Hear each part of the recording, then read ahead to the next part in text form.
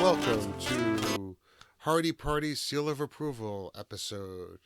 In this episode, I'm going to talk a little bit about something called a lighter leash. A lighter leash was originally designed so that bartenders would easily be able to light somebody's cigarette and have it bounce right back to them. And this was something that was developed by Mark Hastings. And so he started selling them to local convenience stores. And that's how it started. He created a business out of this. Now these things are great. They have a little clip. These clips comes in all shapes and sizes. I happen to get clips that hook right on my harness here for you to see. And when it's on the harness, it makes it real easy to zip out, light a lighter, and it comes right back. You don't have to worry about stealing it. You don't have to worry about putting it down on the table and forgetting it, falling out of your pocket. Sometimes I still even use the clip when I'm putting it in my pocket so that when I take it out of my pocket, it still comes right back to me. This comes in all different patterns. These are a couple of different patterns that I've purchased. Pretty cool. Match the lighter. Match my beard. Match my beard. There's some other patterns here. This is just like a plain, simple, where you get to see what's going on inside. All that crazy stuff that Mark came up with. So just retract it right back in. These products vary in price, but they're definitely well worth it, because who else wants to get their lighter to come back? And when you're out at festivals and you're out at events, it's really nice and convenient. And people it's a lot easier than going, hey, dude, you walked away with my lighter. When just goes zoop right back to you. And they hook on all kinds of things. I can hook it on both. Ooh, I could do double fist it. Boom, boom. So I really recommend everybody going out and looking at lighterleash.com and checking out what an amazing product Mark Hastings developed. And I look forward to seeing more lighters, getting reused and less on the floor or being mispocketed. So again, Hardy gives lighter leash products the seal of approval.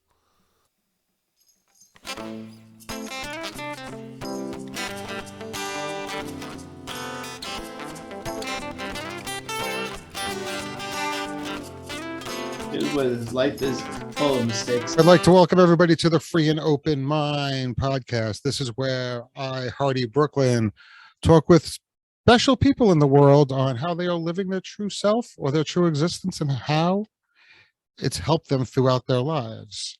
And this week, I have a very special guest, somebody that I've probably known foreverness in the Hardy world. I mean, I think I've known him since I was probably 8 years old, if not younger than that. We grew up in the next town over, and he has seen Hardy through every one of his transformations in life. Just to put it out there, he has been my accountant since he's been a licensed CPA as well. He is an accountant that typically does not take on new clients. So let's leave it at that. So he's not doing this to get business. Definitely not. So Mark Stone, he's an accountant. He practices accounting, but his true passion is helping people.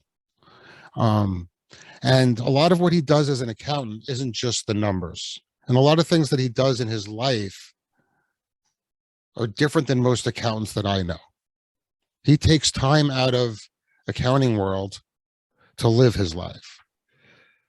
So, Mark, what's one thing that you're doing now, even though tax season's coming up, to think about life after tax season?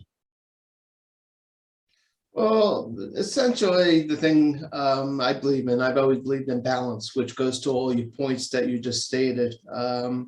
Although, I'm virtually involved in most general stuff, everything from skiing, different sports, tennis, the whole 9 yards. One of the things I do value very much like yourself is I value family vacations and travel, which has essentially been a very difficult environment for travel aspects, especially stuff I like to do with the family. My real goal is, and it's more important now than ever before, while my kids are young, they're 16 and 18, is to do that traveling during these years. And so really one of my goals and one of the things my focus is this year specifically after April 15th is to take a nice trip. whether abroad or someplace out west into the national parks. And that's something of particular importance to me. And where, like, so you mentioned that traveling is important. Name some places that you've gone with the family. With the family or gone? Gone with the family. Okay.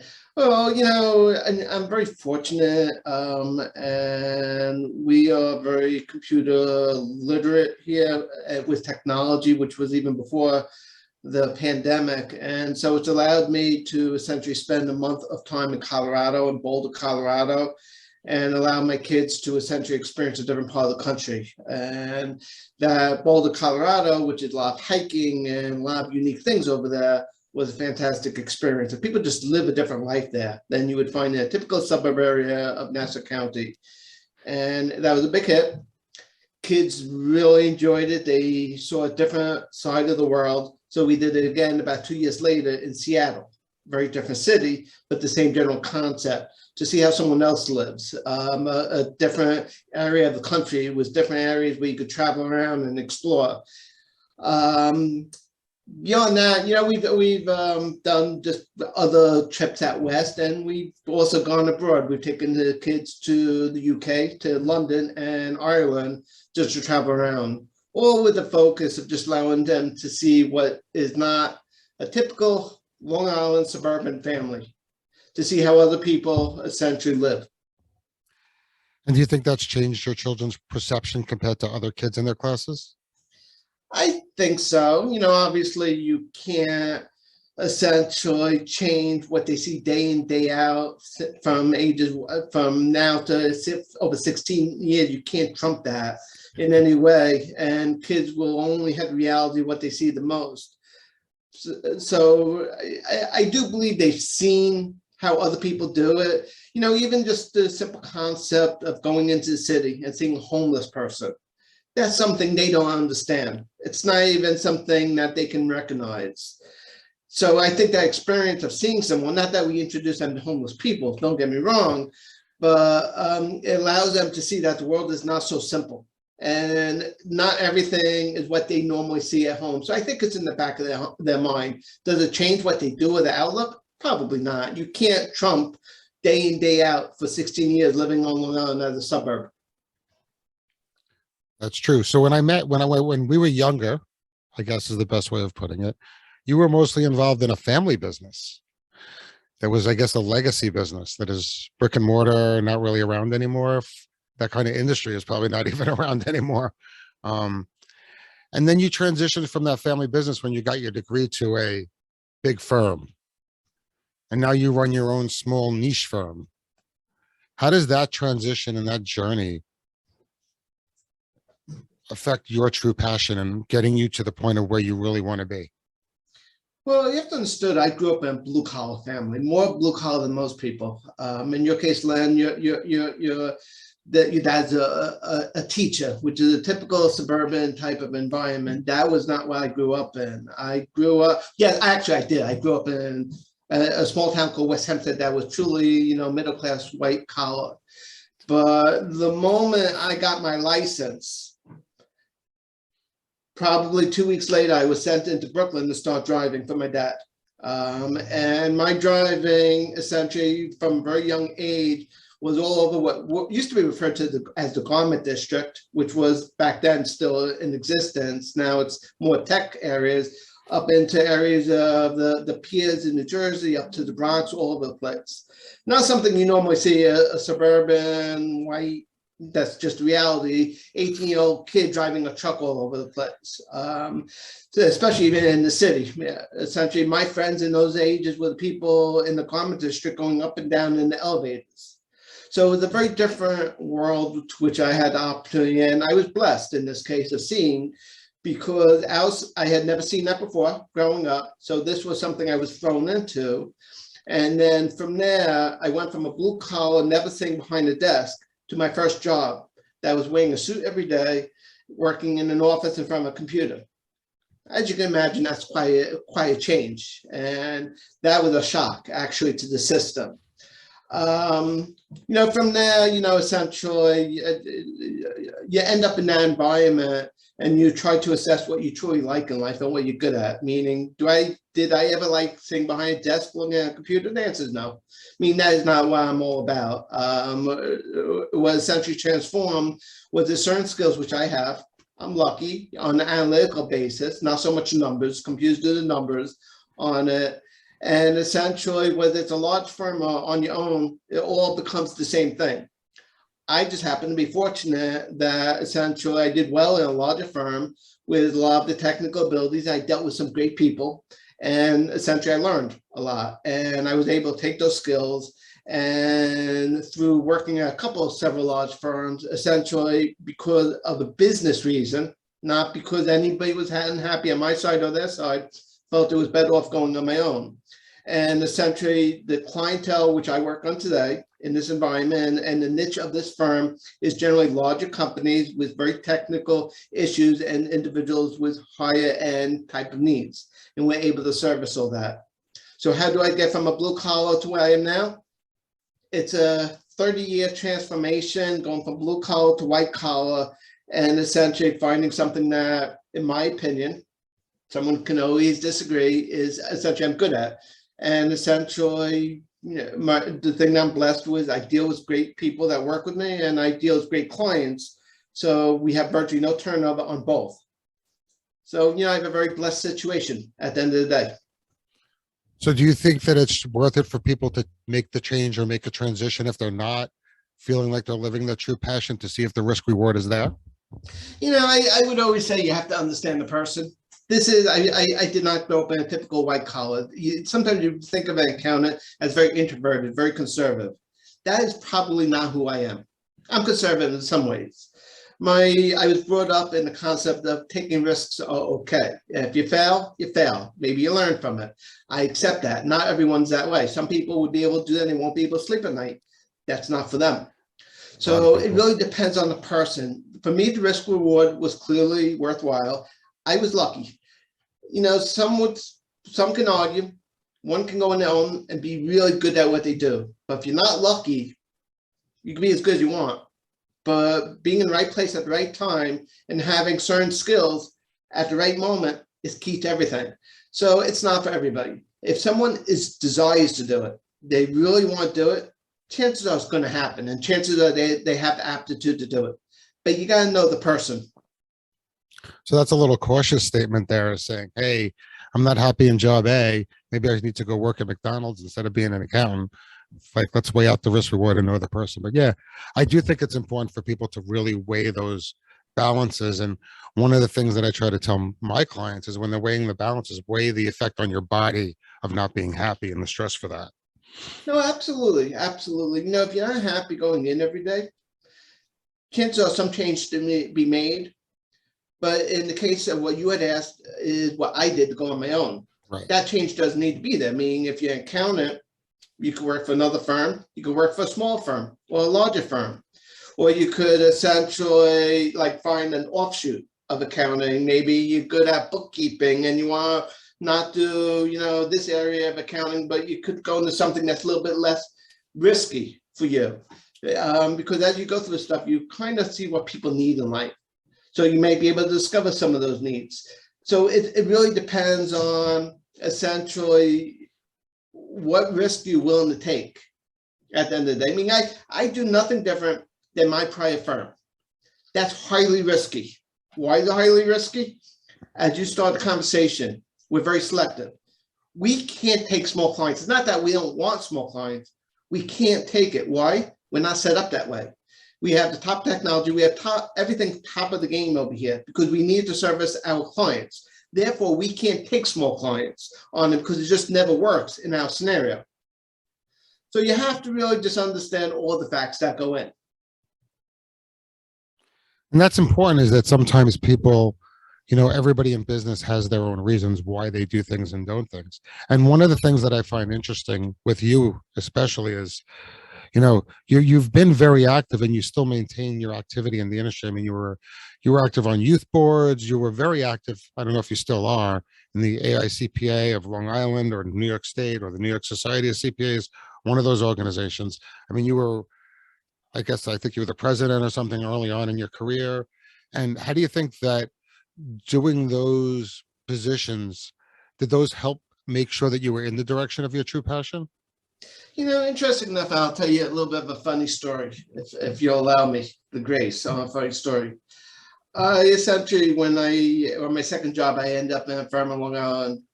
And essentially, someone who was at the firm asked me to come in the back room, and he was having a committee meeting.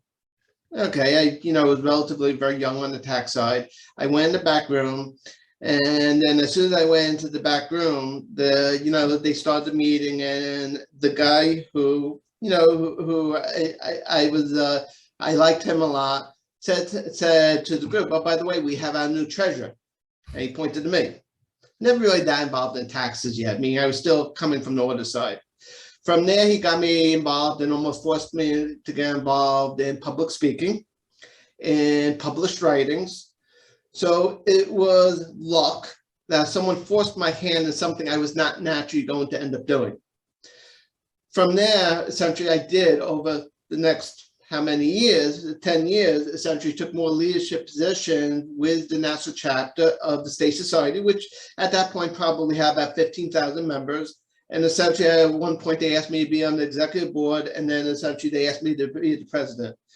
And essentially, and in between that, I stood as chairman on the Federal Taxation Committee, on the State Planning Committee, until I led up to that position. And I also did some stuff on the state level on the partnership, which was even more prestigious. What did it do for you?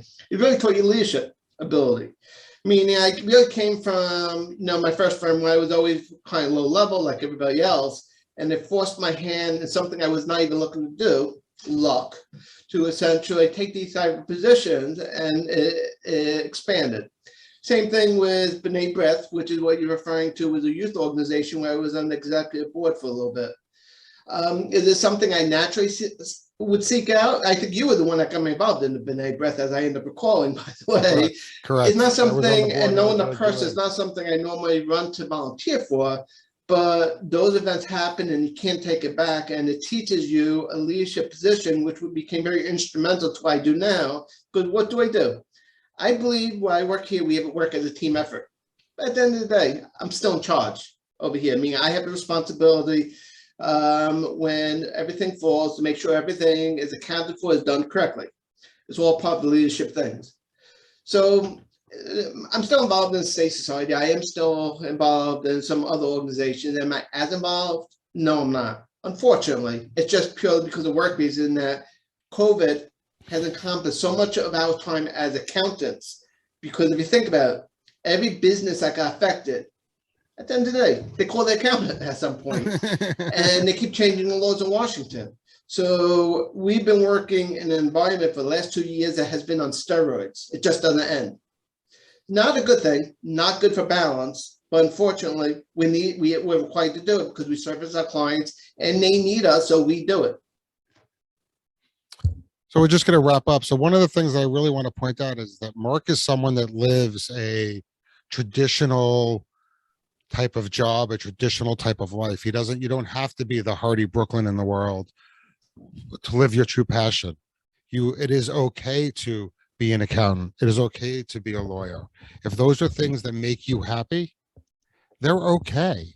And there's nothing wrong with that.